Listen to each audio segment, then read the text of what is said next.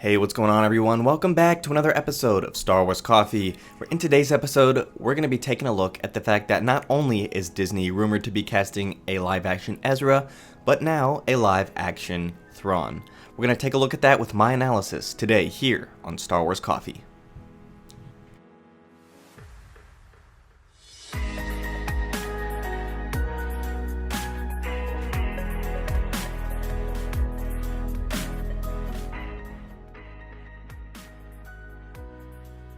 We've been getting a lot of casting news. It seems like every single character in the Star Wars universe is coming to live action and is going to be making a cameo on Season 2 of The Mandalorian, when it's simply just not plausible.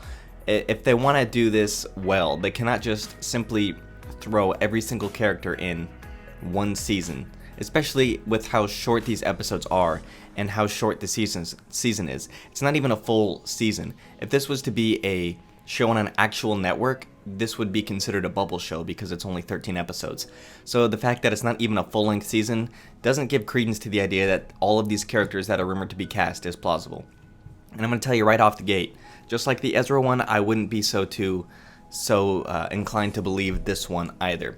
But Star Wars Newsnet has reported on it, and I know a lot of Star Wars fans take a look at that, so we're going to take a look at it. It's written by Chris Line, and it says, "From the written pages of early legends to animation action in the new canon, Grand Admiral Thrawn has a rich and storied history in the Star Wars galaxy. Now the fan-favorite villain may be making the jump to a live action, as a recent rumor claims Disney and Lucasfilm is looking to cast an actor to play the character in future projects. And if this were to happen, may I recommend Benedict Cumberbatch? Although, this might be, we'll see. First making his debut in Timothy Zahn's Heir to the Empire, Thrawn was an antagonist unlike any Star Wars fans had seen before. The calm and analytical Grand Admiral captured fans' imaginations in Zahn's trilogy of novels, helped to relaunch the announcement that Thrawn was joining the new canon, making his animated debut in Star Wars Rebels, earned one of the biggest cheers at Star Wars Celebration Europe back in 2016. Everyone had expected the Rogue One preview, no one had expected Thrawn, and the excitement in the room was palpable as Dave Filoni made the reveal. Now, almost 20 years after his debut, Thrawn may be about to make the jump to live action. According to Disney Insider, who cite Daniel Richman as their source, Disney is searching for an actor to bring the Grand Admiral to life for their live-action shows. The Disney Insider writes that there is no one on specific projects, but there's a rumor of him getting his own series. Well, sure. Ahsoka's getting her own series, Obi-Wan's getting his own series, Cassian's getting his own series. Why not just throw Anthony Daniels back in the suit out there, let him get his own series? Or throw Jonas Suotamo in there and just let him go Wookiee scream everywhere. Get his own series too. I mean, at this point, you gotta start questioning some of these things that everybody cannot be possibly getting their own series, unless they're doing what they're trying to do and set up an Arrowverse. But you gotta remember, what the Arrowverse was able to do is start Arrow, and then they waited like 3 seasons before they just guest starred Grant Gustin as Barry Allen. He was only in 2 episodes of that season before he got his actual show by the time Arrow was on season 4. And then I think in like season 4 or 5 of Arrow, I think 4, then you had Brandon Routh throw in his the Atom cameo, and he was a recurring role that whole season, and only unveiling the suit in lead up to The Legends of Tomorrow. And so the idea that all of this is gonna just magically happen over the course of like 2 years is ridiculous. So okay, let's carry on, and then I'll finish, and then I'll explain why this is less likely to happen based on these sources. Okay, so we'll go with it. So, with Ahsoka Tano already confirmed to appear in The Mandalorian second season, Disney Insider speculates that Thrawn may also appear on Disney Plus's flagship series. However, with film and studio production still shut down and The Mandalorian completing production earlier this year, that seems unlikely unless the part has already been filmed.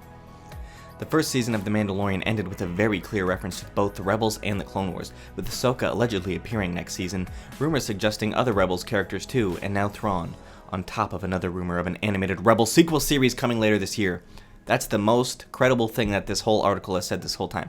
And it's not Chris Lynn's fault, because he's literally reporting this secondhand, and we have a funny story, well, not really funny, but I have more on that here in a second. It truly looks like everything is connected, with character stories moving freely between mediums. As a Star Wars fan, I just find that really exciting and truly hope this all pans out. Because this is a rumor that has not been confirmed by Disney or Lucasfilm, please treat this and all the rumors here listed as they are rumors.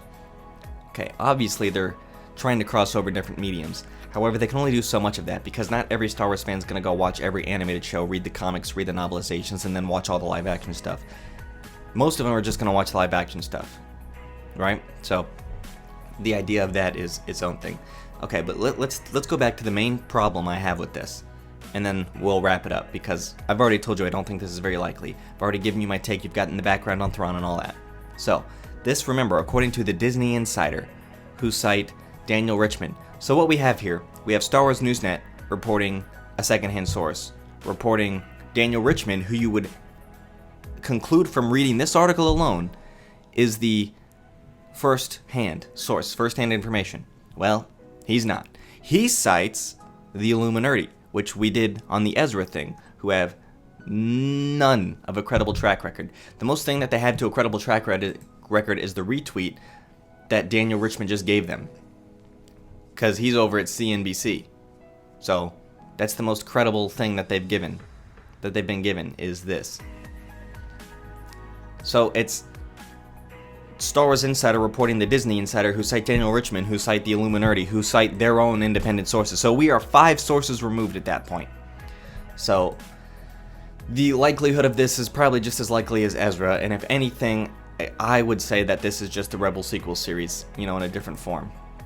So unless they're actually doing some type of live action, crossover, huge thing like an Arrowverse crossover with The Flash, crossing over with Legends of Tomorrow, crossing over with Supergirl, then this is gonna be something. Unless they're just literally casting this for an end shot, for like a one-off appearance in each episode that can then launch them into their own series, is gonna be hard pressed to do, especially only in season 2.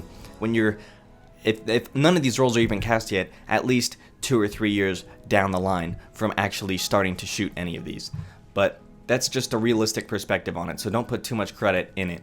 But if it does happen, my role pick would be Benedict Cumberbatch if he had elected to do it, and I got to typecast the character. That's who I would have chosen. Let me know who you would choose in the comment section down below, and what you believe on this as well. Thank you guys for watching.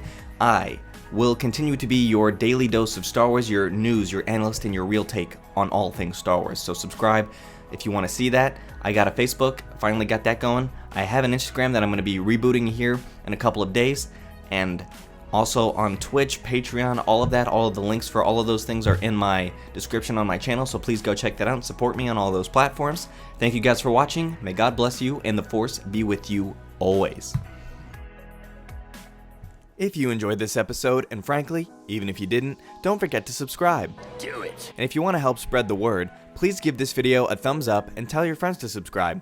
Please check out the official Star Wars Coffee merchandise, and don't forget to check out all of the content playlists on this channel, including The Rise of Skywalker, The Mandalorian, and much more.